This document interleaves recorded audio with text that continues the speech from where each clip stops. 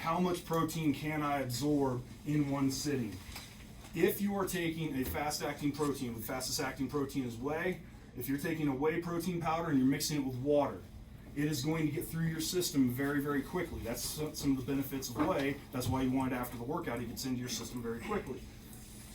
If you're only taking it with water, we find that about 20 to 25 grams can be absorbed. So those drinks, here I'll show you one. Thank you, sir. These drinks down here are basically whey and water. Well, they've got 40 grams of protein. So what I would do is either consume this with some carbohydrate or fat, or I would drink half, give it an hour, and drink half later, so that I can absorb the majority of what I'm getting here. I mean, you know, here, because Dymatize donated these to us, you know, we charge a whopping 50 cents, but on the street, this thing's probably like 6 times that much. So just bang for your buck, that's probably a smarter way to go about absorbing the majority of that protein that's in there. Bullet point, please. Now, if we're talking about a meal, and in particular we have multiple sources of protein, so you know, we have maybe steak and beans, so some different varieties of amino acid composition. We're eating it with a potato and some broccoli, so we've got some carbs and fat in there. That's going to slow down the digestion process, and we find that with real food meals, what we can get to is a 1/4 gram per pound per meal every 3 hours, and we'll keep utilizing that protein. All right. So math majors, if you're 200 pounds, how many grams of protein in a sitting can you get? 50. Thank you. Okay. So if I wake up in the morning, I'm going to come train first thing in the morning. I get my 20 grams. Right. I train. I get my 50 grams afterwards.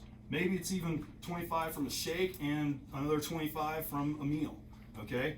It's now 9:30 in the morning. I'm sitting on 70 grams. I go to lunch at noon. I get another 50 grams. I'm sitting on 120. I'm only, you know, if it's a 200-pound guy, that means from noon till you go to bed, you've only got to get 80 more grams. That makes it pretty easy. But if it's noon and you're at 30 grams, now you're shoveling food. And that's when people tell me, oh man, I just can't get it all down. Well, can you get it all down in 24 hours, or are you trying to limit it to 8? You know, you have to be methodical about this. You have to plan ahead. That's a huge thing. But planning ahead is kind of a huge thing for being a TAC-P as well. Adding carbs aids in absorption of the protein, and it also enhances your immune function. Okay, so protein alone won't do that, but carbs and protein has been shown to do that. Now, when we look at, excuse me, MPS, that stands for muscle protein synthesis. Think of that as the catalyst, the kickstart to the anabolic process. Anabolic means building muscle. All right.